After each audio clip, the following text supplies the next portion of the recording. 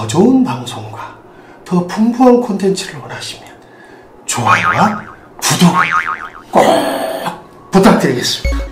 감사합니다.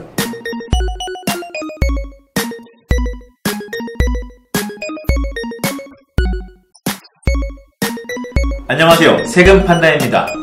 동네에 체육관을 짓거나 도로를 깔려면 돈이 많이 들겠죠. 이런 대형 공사에는 우리들의 세금이 투입됩니다. 일정 금액 이상의 예산이 필요한 사업은 깐깐하게 검사를 하거나 너무 높은 비용이 드는 예산은 통과시키지 않는 등 세금이 새지 않도록 하는 여러 장치들이 있습니다. 그런데도 세금을 너무 많이 쓰고 싶었던 지혜로운 분들은 이런 짓도 한다고 합니다.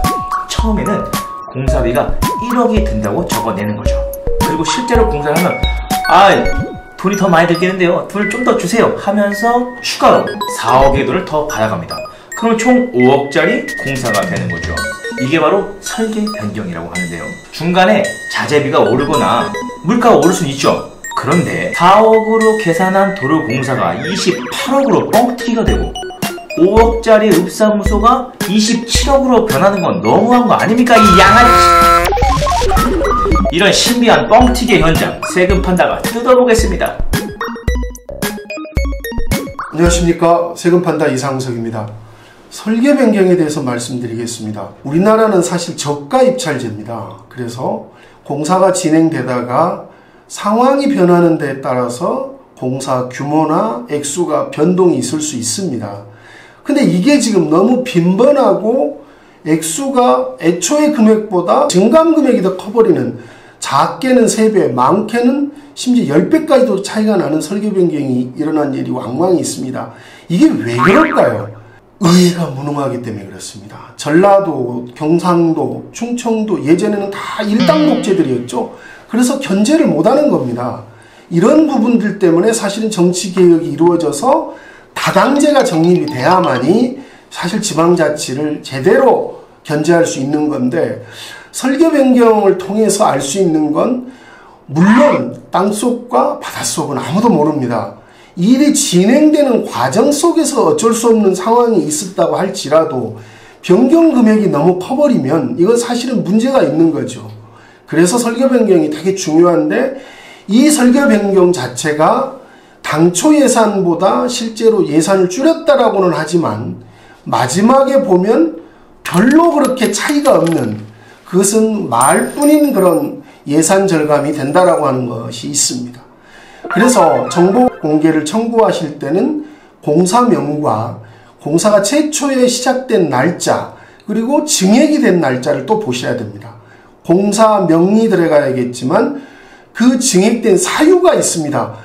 갑자기 단층 건물이 3층 건물로 변해버리면 단종면허가 가지고 있었던 사람이 종합면허 일을 해버리는 그런 말도 안 되는 일이 좀 벌어지게 되거든요.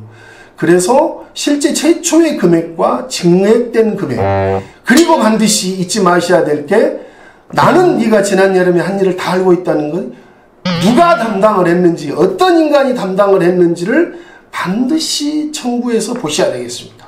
설계 변경은 실제로 너무 빈번하게 자주 일어납니다. 이게 대형 공사 같으면 아무런 이유가 없이 설계 변경이 일어나는 경우가 많기 때문에 이걸 가지고 전체적으로 좀 보셨으면 참 좋을 것 같습니다.